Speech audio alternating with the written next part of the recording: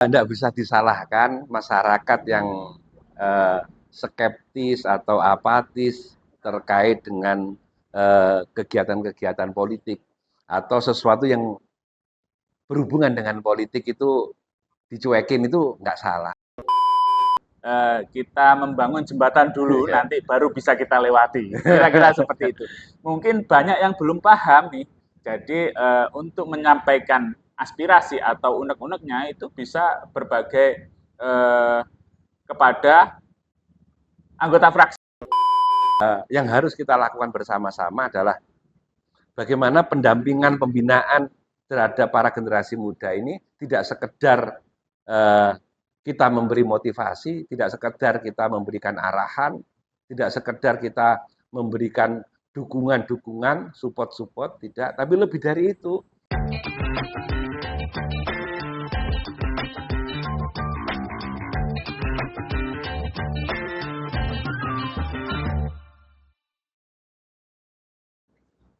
Assalamualaikum warahmatullahi wabarakatuh. Salam sejahtera untuk kita semua.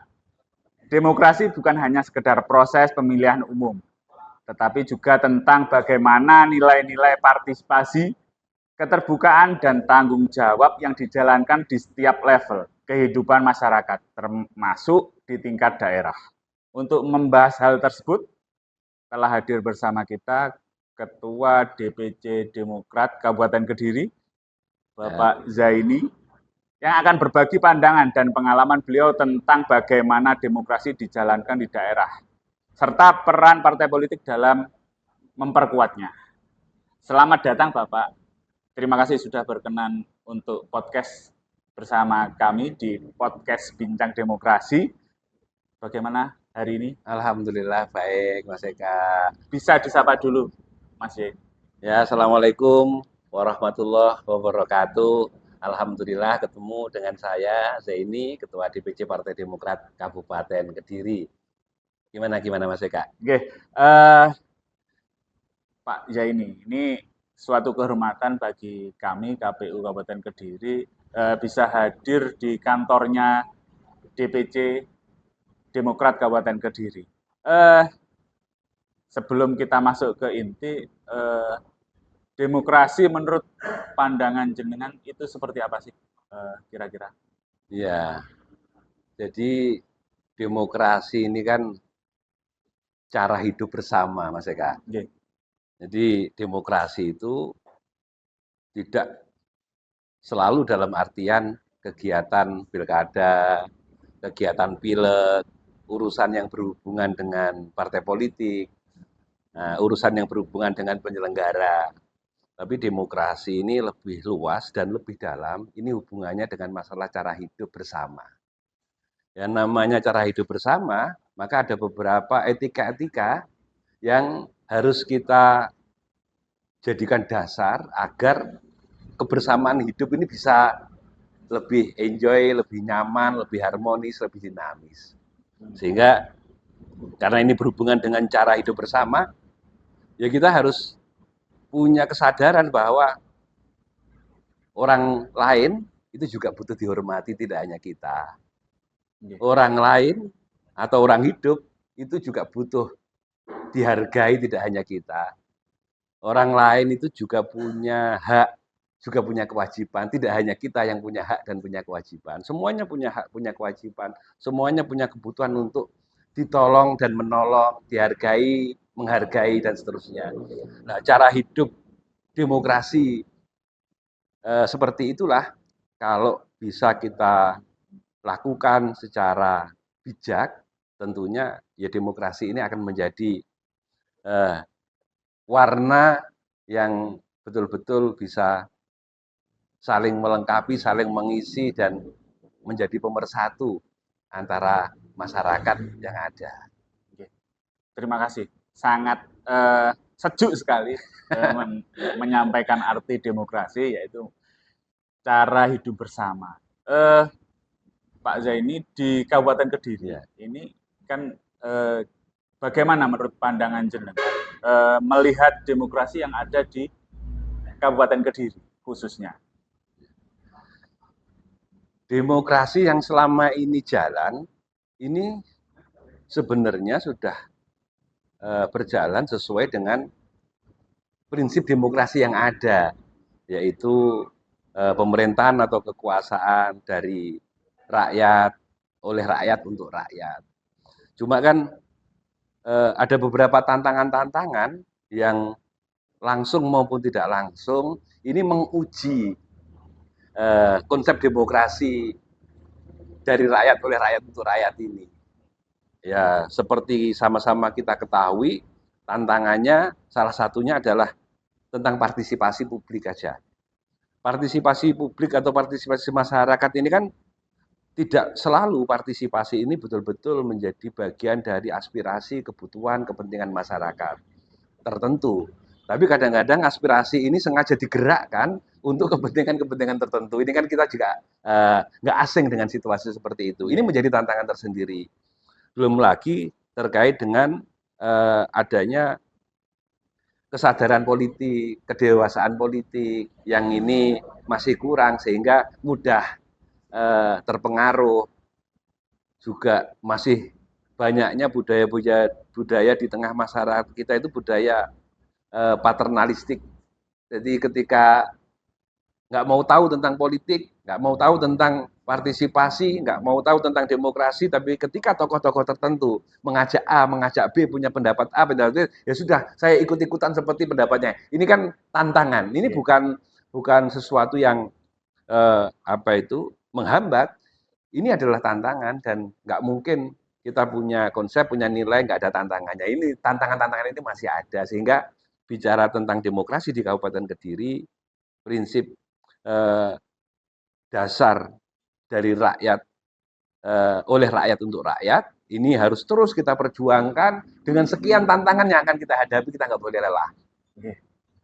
Terus bagaimana sih peran Partai Demokrat dalam menghadapi beberapa tantangan yang jenengan sampaikan tadi untuk bersuara atau untuk mendidik seluruh masyarakat yang ada di Kabupaten Kediri? Salah satu ikhtiar karena kebutuhan untuk memperjuangkan agar kualitas demokrasi meningkat itu kan banyak ya yang harus kita lakukan. Salah satunya melaksanakan kegiatan-kegiatan pendidikan politik. Kalau di partai rutin kita mengadakan kegiatan pendidikan politik kepada kader. Mungkin KPU juga melakukan kegiatan pendidikan politik kepada segmen-segmen tertentu. Lebih dari itu, kita mengupayakan dialog publik atau interaksi langsung atau komunikasi langsung dengan masyarakat ini menjadi hal penting yang harus bisa kami lakukan.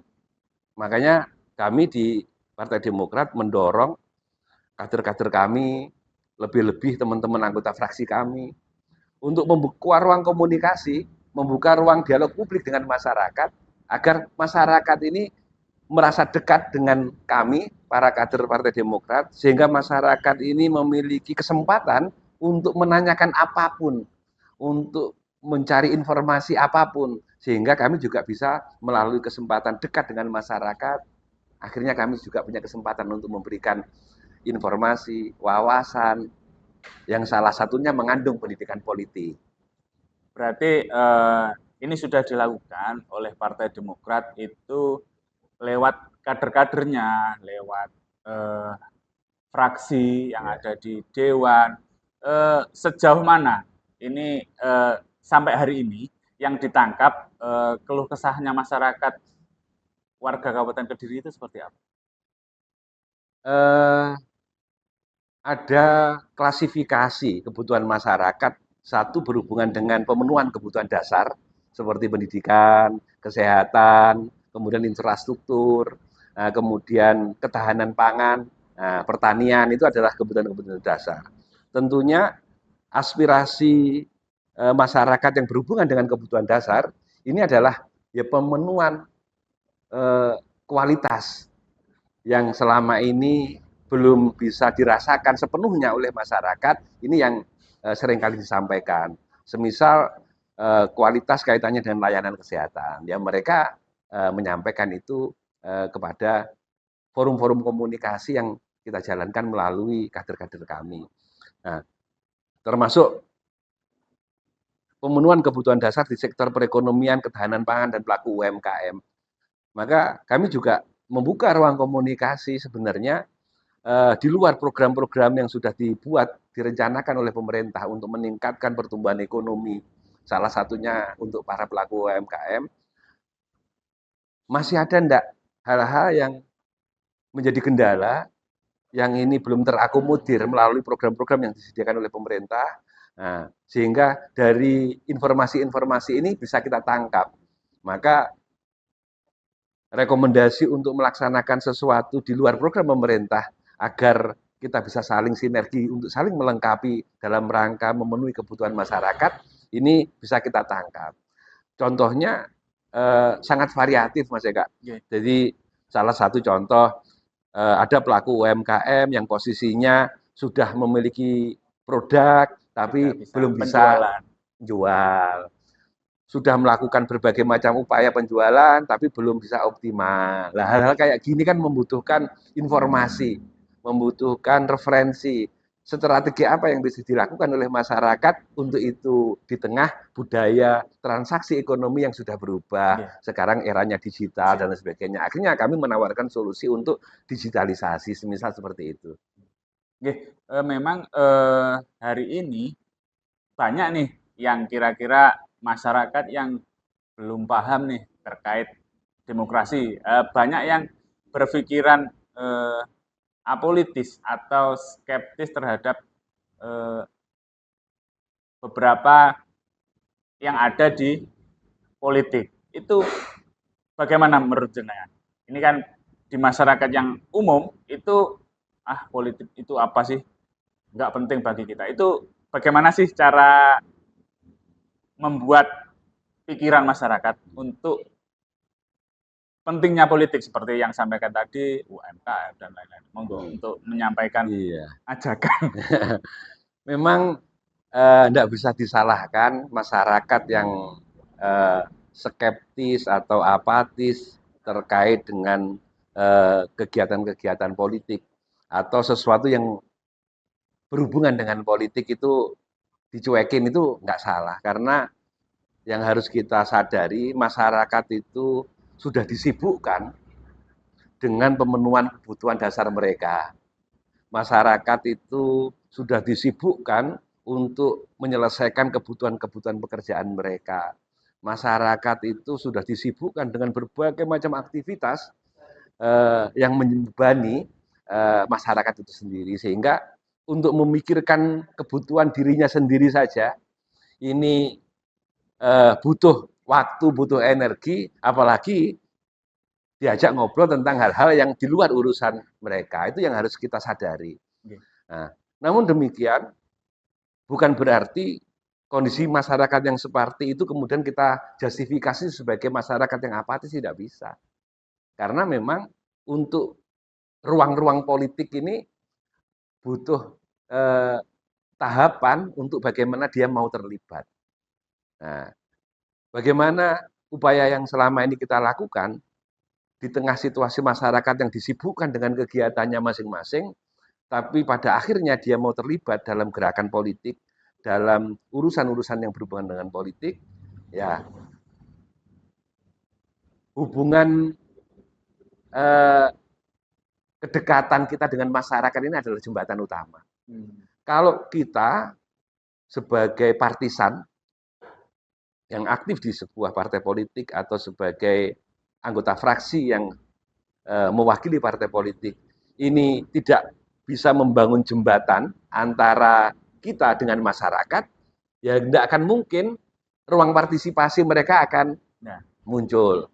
Nah, setelah jembatan itu mampu kita bangun dengan hubungan baik, maka ya kita harus ngobrol sama mereka. Ruang komunikasi, ruang dialog itu harus kita jalin. Jangan-jangan apa yang diperjuangkan oleh mereka itu ada hambatan, ada kendala, dan hambatan dan kendala itu sebenarnya ada solusinya. Yang solusinya ini membutuhkan peranan politik. Nah, karena mereka, masyarakat ini taunya adalah disibukkan dengan kesibukannya masing-masing, tidak ada jembatan untuk mencurhatkan bahwa apa yang saya upayakan sebenarnya bisa lebih mudah.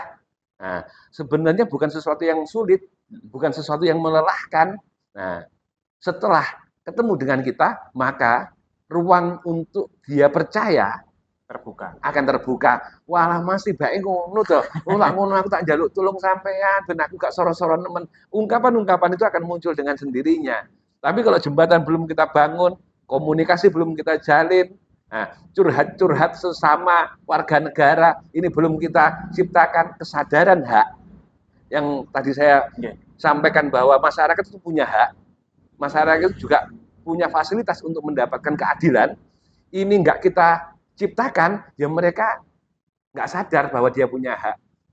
Mereka, masyarakat juga nggak sadar bahwa keadilan ini untuk dia, untuk masyarakat, dan untuk mendapatkan keadilan ternyata ada ruang-ruang yang tidak selalu dia sendiri yang memperjuangkan, tapi melalui peranan-peranan pemerintah yang lainnya, salah satunya adalah anggota dewan, kader-kader partai politik. Oke, berarti memang cukup bagus sekali kita membangun jembatan dulu, nanti baru bisa kita lewati. Kira-kira seperti itu. Mungkin banyak yang belum paham nih, jadi untuk menyampaikan aspirasi atau unek-uneknya itu bisa berbagai kepada anggota fraksi, itu salah satu jalan untuk menyampaikan aspirasi. Ini saya bicara ke yang muda, Pak Ketua. Jadi saya kan juga termasuk komisioner yang paling muda nih. Banyak pandangan anak-anak muda. Itu tadi kan masyarakat umum. Ini lebih spesifik lagi ke Gen Z sama milenial. Itu kan paling banyak karena kita sudah berada di bonus demografi. Di umur Gen Z sama milenial itu sampai hari ini itu sudah mencapai 50% lebih warga yang usia Gen Z sama milenial. Terus bagaimana sih cara menarik anak-anak muda untuk lebih asik menyampaikan, bukan hanya lewat media sosial saja, tetapi bisa menyampaikan lewat anggota legislasi yang ada di masing-masing daerah. Anak muda ini punya kekhasan. Salah satu kekhasannya adalah pengen merdeka. Diarahkan itu dalam tanda kutip, ya tidak semuanya mudah. Tapi kita harus tahu generasi muda ini adalah generasi yang akan melanjutkan estafet perjuangan yang hari ini kita lakukan di semua bidang. Itu estafet penerusnya adalah mereka. Itu mau nggak mau seperti itu, bahwa saya, Mas Eka, teman-teman penyelenggara, teman-teman ketua partai hari ini, anggota dewan hari ini, pada saatnya generasi penerusnya adalah para generasi muda. Ini hal dasar yang harus kita pahami, yang harus kita yakini. Kalau hari ini kita punya prinsip bahwa ke depan harus lebih baik, nah, maka seiring dengan prinsip itu kita pegang, maka kita juga harus punya pikiran bahwa generasi penerusnya adalah generasi muda. Berarti generasi muda dengan masa depan yang lebih baik ini sangat berhubungan erat. Nah, kalau kita sudah menyadari itu, maka apapun situasi, kondisi, sesulit apapun membangun partisipasi generasi muda dengan berbagai macam tantangan yang hari ini terjadi, ini tidak bisa kita jadikan alasan untuk kita malas, untuk kita lelah, untuk kita nggak mau memberikan kesempatan pada generasi muda. Ini dasar dulu itu. Karena kalau dasar ini nggak kita letakkan, ini bahaya. Sing senior-senior sekarang diatur angel. Nah, kalau sampai seperti itulah, piye? Sido gak ke depan yang lebih baik. Kalau kita punya prinsip ke depan harus lebih baik, maka prinsip itu harus diiringi dengan prinsip komitmen bahwa generasi muda harus saya persiapkan, harus saya dampingi, harus saya dukung untuk meraih cita-cita ke depan kita besok, yang kita cita-citakan ke depan harus lebih baik. Itu dasar. Yang kedua, karena dasar itulah semangat untuk memberikan pendampingan, memberikan support, dukungan, apresiasi kepada generasi muda, ini harus menyiapkan 1000 strategi Kalau didekati, dimotivasi dengan strategi ini kurang, harus kita ganti strategi yang lain. Pakai strategi ini kurang kurang bersemangat, kita harus menyiapkan strategi lain. Ini yang harus kita lakukan. Demi kepentingan komitmen kita harus biar tercapai. Generasi emas. Generasi emas itu. Ini harus kita siapkan betul. Anak muda ini yang dibutuhkan itu apresiasi. Anak muda itu kalau diseneni Mas Eka, dituturi, kadang-kadang ki semua menengai, wis dirungokne, tapi kadang-kadang seperti itu nggak salah, itu memang masa dia. Tapi tidak lelah untuk memberi motivasi kepada mereka, ini yang harus kita miliki. Makanya kalau bicara generasi muda, saya selalu pesan kepada teman-teman, jangan menyalahkan para generasi muda dengan latar belakang dan situasi apapun yang hari ini melekat pada dirinya. Generasi Gen Z yang banyak pengaruh media sosial dan sebagainya, jangan salahkan. Yang harus introspeksi adalah kita para senior, harus memiliki kesiapan untuk komitmen terhadap cita-cita kita generasi emas besok harus lebih baik. Kalau komitmen itu betul, maka kita nggak boleh lelah memberikan penghargaan, memberikan semangat, memberikan motivasi, dukungan, bahkan pendampingan agar generasi muda pada saatnya mereka akan memiliki kesadaran kritis untuk terlibat dalam proses demokrasi yang lebih bermartabat. Ini kaum muda memang gampang ikut-ikut tren. Jadi saya lihat itu banyak nih di beberapa hal memang banyak yang terprovokasi oleh hoax atau berita bohong. Ini kan karena maraknya anak-anak sekarang itu lebih suka scroll HP daripada membaca, seperti itu. Bagaimana tanggapan jenengan untuk membentengi para anak muda yang tidak harus ikut-ikutan yang terprovokasi oleh hoax dan berita-berita bohong yang lainnya? Nah, itu yang saya maksud dengan salah satu tantangan demokrasi kita itu kan itu. Banyaknya berita hoax, banyaknya istilahnya hal yang benar menjadi terkesan salah, hal yang salah terkesan benar. Ini kan salah satu tantangan demokrasi kita kan itu. Maka yang harus kita lakukan bersama-sama adalah bagaimana pendampingan, pembinaan terhadap para generasi muda ini tidak sekedar kita memberi motivasi, tidak sekedar kita memberikan arahan, tidak sekedar kita memberikan dukungan-dukungan, support-support, tidak. Tapi lebih dari itu, kita harus mendorong lahirnya organisasi-organisasi kepemudaan. Karang Taruna, kelompok-kelompok remas, kelompok-kelompok kumpulan jamiah-jamiah sholawatan, kelompok-kelompok kesenian, kelompok-kelompok yang biasa diminati oleh generasi muda, kelompok bola, kelompok voli, kelompok-kelompok ini harus kita hidupkan. Nah, menghidupkan kelompok-kelompok berbasis profesi ini sebenarnya sama dengan kita membangun sarana edukasi tentang demokrasi. Kita tidak mungkin mau meningkatkan kualitas demokrasi, nggak ada sarananya. Kita mau mendistribusikan atau mentransformasikan demokrasi yang ideal. Nah, tapi sarana untuk kita mentransformasikan ide gagasan belum ada. Yang ada hari ini masih lembaga-lembaga pendidikan. Oke, lembaga pendidikan itu sarana yang efektif, tapi jangan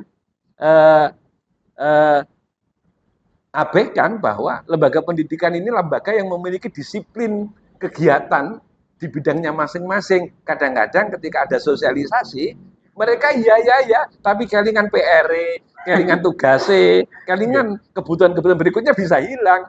Nah, maka butuh sarana alternatif, sosialisasi, transformasi gagasan melalui kumpulan-kumpulan berbasis lembaga pendidikan, iya tetap dilakukan. Tapi menghidupkan kelompok-kelompok organisasi masyarakat berbasis kepemudaan, berbasis profesi, ini juga penting dihidupkan. Kalau organisasi-organisasi ini dihidupkan, kemudian kita bisa terlibat dalam kumpulan-kumpulan tersebut, ikut voli, ikut musik, ikut kegiatan-kegiatan takmir, kegiatan-kegiatan kelompok sholawat, kemudian kita membaur, kemudian kita bisa ikut dikenal, ikut mengenal, sehingga kita tahu perkembangan diskusi dia, tahu perkembangan yang mempengaruhi pikiran mereka. Ketika pikirannya yang mempengaruhi positif, kita tinggal memberikan dukungan. Ketika yang berkembang, diskusi mereka mengarah ke sesuatu yang negatif, kita bisa memberikan perbandingan-perbandingan agar mereka punya ruang perbandingan sesuatu yang lebih baik ke depan untuk mereka. Kalau ini nggak kita lakukan, Mas Eka, ya kita normatif dengan lembaga-lembaga yang ada saja. Nah, ini juga ya dampak pasti ada. Tapi sejauh mana dampak kualitas demokrasi yang kita harapkan menghasilkan cara hidup bersama yang lebih bijak, lebih bisa menghargai pendapat orang lain, lebih adil. Nah, ini tak pikir masih ada kurangnya. Tapi lain dengan bayangkan kalau kita mendukung kegiatan kepemudaan semisal berbasis kelompok olahraga. Kita membaur ke sana, cara hidup bersama ini menjadi perspektif untuk kita berkomunikasi dengan mereka. Oh, ini kurang pas. Oh, kita harus memberikan penghargaan terhadap pendapatnya si A, si B. Oke, kalau gitu yang kita sepakati ini. Nah, ini kan nilai-nilai demokratis akan tertanam. Ya, berarti memang itu tanggung jawab kita bersama, gitu, Pak Zaini. Jadi jenengan sebagai partai politik, kami sebagai KPU Kabupaten Kediri harus sama-sama bersinergi memberikan sosialisasi pendidikan pemilih kepada seluruh warga. Kita masuk ke kotak-kotak tadi yang sudah disampaikan bahwa ada beberapa hal memang anak muda. Kalau mengajak anak muda itu biasanya memang kita harus deket dulu, dipercaya dulu, terus baru kita bisa menyelipkan nilai-nilai demokrasi yang kita impikan oleh kaum-kaum yang terdahulu yang sudah dicetuskan. Pak Zaini, ini saya lanjut lagi pertanyaan tentang bagaimana agar partai politik ini tetap jadi sarana pengabdian, bukan hanya sekedar perebutan kekuasaan. Itu bagaimana? Ada dua hal dari kacamata partai politik, itu antara pengabdian dan perebutan kekuasaan. Itu bagaimana menanggapi hal tersebut? Ini terkait dengan apa ya, semangat ya. Kami selaku Ketua DPC Partai Demokrat, ya tentunya kita punya mekanisme, punya arahan dari DPD, DPD punya arahan dari DPP. Salah satu arahan yang ditekankan kepada kami itu menjadi tagline kami, harapan rakyat, perjuangan demokrat. Ini kemudian tidak sekedar tagline, ini kami bumikan, kami internalisasikan dalam strategi gerakan Partai Demokrat. Makanya kami dengan kepemilikan anggota fraksi yang kami punya dan kepengurusan yang kami punya, menekankan hubungan baik dengan masyarakat ini menjadi strategi utama. Hubungan baik, menjaga hubungan, membuka ruang komunikasi. Kadang mereka berkunjung ke tempat kami harus membuka pintu seluas-luasnya. Sebaliknya kadang-kadang kami yang harus ngalahi untuk mau berkunjung kepada masyarakat, itu juga harus kami jadwalkan. Dengan ini akan menumbuhkan bahwa ternyata masyarakat itu punya banyak harapan. Kita akan tahu, merasakan masyarakat itu punya banyak hambatan, tantangan, bahkan butuh kepedulian. Sehingga hubungan baik dengan masyarakat ini kami juga mengharapkan menjadi spirit agar ketika kami berpartai ini dalam rangka untuk hadir menjawab tantangan, menjawab harapan, menjawab keluhan masyarakat. Sehingga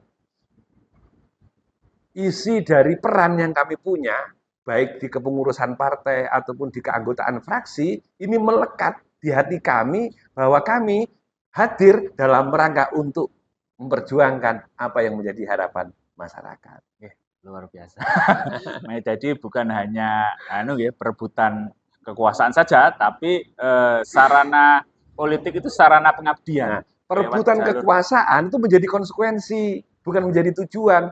Tujuan utama kami adalah kami bagaimana dekat dengan masyarakat, kami tahu problemnya masyarakat, akhirnya kami punya tantangan untuk bisa hadir dan mewujudkan harapan masyarakat, sehingga action kami melalui Partai Demokrat semata-mata untuk mewujudkan harapan masyarakat.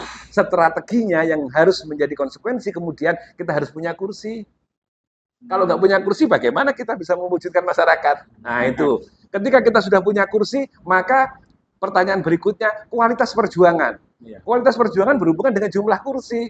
Semakin banyak jumlah kursi, semakin besar kualitas perjuangan kami di masyarakat. Oh gitu ya. Makanya kami berharap pada masyarakat, agar masyarakat juga bisa memberikan kepercayaan kepada kami, Partai Demokrat, agar Partai Demokrat memiliki kesempatan lebih besar, dengan memiliki kursi yang lebih besar, yang sebesar-besarnya dampaknya adalah untuk memperjuangkan usulan atau mimpi masyarakat. Luar biasa. Boleh diminum dulu kopinya.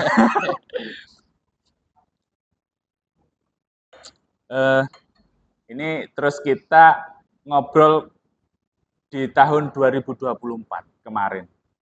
Ada dua agenda yang dilaksanakan, mungkin agenda besar, agenda 5 tahunan itu ada pemilu dan pemilihan kepala daerah.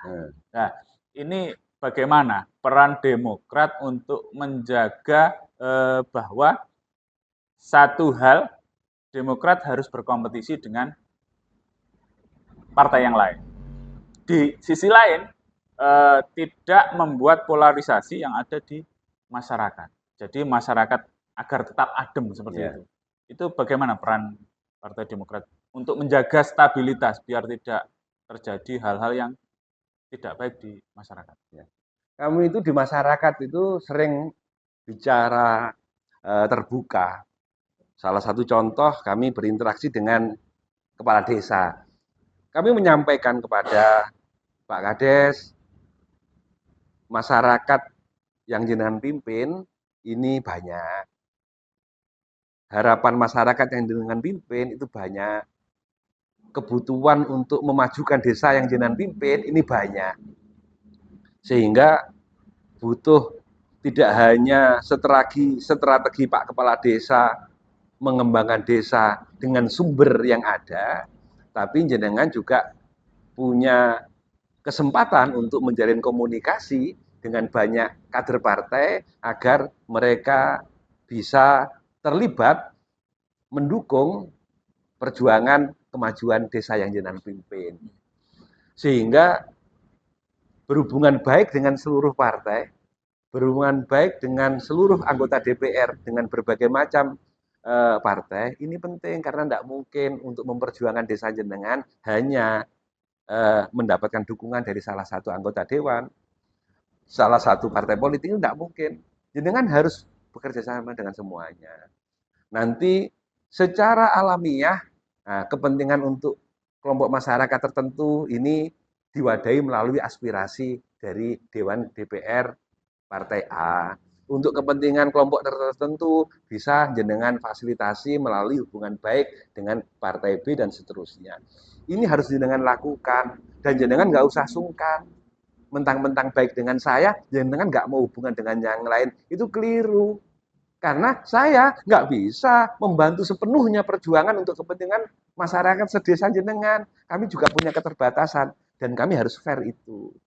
Jadi harus berhubungan baik dengan semuanya. Terkait dengan masalah kebutuhan dukungan politik, sebaliknya kami tidak mungkin akan minta dukungan semua warga jenengan. Paling cuma beberapa saja kami minta dukungan untuk mendukung kami. Sebagian yang lain bisa ke yang lainnya. Ini penting kami sampaikan dalam rangka apa? Satu, polarisasi politik ini biar tidak terjadi. Nah, itu yang paling penting. Nah, terus cara hidup bersama ini juga tercerminkan bahwa ternyata sekelas kepala desa ini juga harus didorong untuk bisa melakukan cara hidup bersama yang baik di era demokrasi yang hari ini kita perjuangkan bersama-sama. luar biasa untuk jadi berkompetisi, tetapi tetap sudahlah kompetisi itu harus dihilangkan ketika sudah selesai semua. Kira-kira seperti itu. Pak Ketua, di 2024 mungkin ada saran atau kritik untuk kami yang ada di KPU Kabupaten Kediri. Nanti bisa kita akomodir untuk perbaikan untuk selanjutnya. Nah, ini kan hubungannya dengan demokrasi yang bermartabat, Pak Eka. Nggih. Ini kan nggak bisa demokrasi bermartabat ini karena satu kelompok saja. Nggih. Semua elemen harus ikut berperan untuk menjadikan demokrasi yang bermartabat. Lebih-lebih masalah pemilu. Nggih. Pemilu bermartabat, hasil pemilu yang bermartabat ini juga butuh peranan semua pihak. Hubungan baik dengan semua pihak ini harus bisa dijaga oleh KPU. Nah, semua, mulai TNI, Polri, dan partai-partai politik, kemudian stakeholder yang lain, ini hubungan baik ini harus dijalin semuanya. Mengingat bahwa hasil demokrasi yang bermartabat ini butuh partisipasi semua pihak.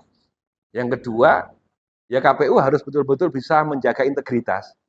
Norma etika yang sudah diatur dalam PKPU ini betul-betul dijunjung tinggi. Nah, agar masyarakat nggak sampai punya kesempatan terciderai kepercayaannya. Nah, kita betul-betul menjaga komitmen seluruh jajaran KPU mulai tingkat kabupaten sampai ke bawah, syukur sampai tingkat nasional, bahwa masyarakat berpotensi memiliki kesan, memiliki pendapat dengan informasi yang dia dapat. Baik informasi itu positif ataupun informasi negatif. Maka celah itu jangan dibuka, terutama untuk informasi yang negatif. Nah, menutup celah agar masyarakat tidak memiliki tanggapan negatif kepada penyelenggara, ya komitmen dengan PKPU ini menjadi salah satu alat ukur yang harus bisa dijaga oleh KPU. Terima kasih. Ini nasihat yang luar biasa dari Pak Ketua DPC Demokrat. Untuk kami yang ada di KPU. Terus untuk closing statement Pak Ketua nanti bisa disampaikan ajakan kepada seluruh masyarakat untuk tetap positive thinking terhadap demokrasi yang ada. Ini untuk closing statement, monggo jenengan sampaikan, jenengan ajak pemilih untuk jangan bosan-bosan untuk atau terapatis terhadap demokrasi ataupun nanti terhadap partai politik. Mungkin itu untuk closing statement, monggo. Terima kasih Mas Eka. Hal yang pengen saya selalu ingatkan kepada khususnya generasi muda, bahwa generasi penerus yang akan meneruskan estafet perjuangan kemajuan untuk Kabupaten Kediri yang kita cintai di semua sektor, di semua bidang, ini estafetnya adalah para generasi muda. Maka kami akan berkomitmen tidak lelah memberikan motivasi, dorongan, apresiasi, dukungan terhadap para generasi muda. Sebaliknya, kami juga berharap para generasi muda juga memiliki semangat untuk berproses, untuk belajar, untuk bergaul dengan sesama generasi muda, dan lebih-lebih kalau para generasi muda mau aktif di dalam beberapa organisasi kepemudaan, sehingga melalui forum-forum itulah nanti kita bisa belajar bersama, kita bisa saling mengisi, saling melengkapi untuk memperjuangkan demokrasi yang lebih bermartabat demi kepentingan kemajuan Kabupaten Kediri ke depan. Terima kasih disampaikan kepada Bapak Zaini selaku Ketua DPC Partai Demokrat Kabupaten Kediri yang telah meluangkan waktunya yang mungkin sibuk banget hari-harinya. Hari ini bisa ngobrol di podcast Bincang Demokrasi KPU Kabupaten Kediri. Dari perbincangan ini, hari ini kita belajar bahwa demokrasi bukan hanya soal sistem politik, tetapi juga tentang partisipasi aktif masyarakat. tanggung jawab moral dan komitmen bersama untuk menjaga keadilan serta keterbukaan dalam kehidupan berbangsa. Semoga obrolan kita kali ini bisa menjadi berkah, bisa menjadi pelajaran bagi seluruh masyarakat Kabupaten Kediri. Saya Mas Eka Septiawan Beridianto dari podcast Bincang Demokrasi. Mohon maaf apabila ada salah kata. Wallahul muwaffiq aqwamit thoriq. Assalamualaikum warahmatullahi wabarakatuh. Waalaikumsalam warahmatullahi wabarakatuh.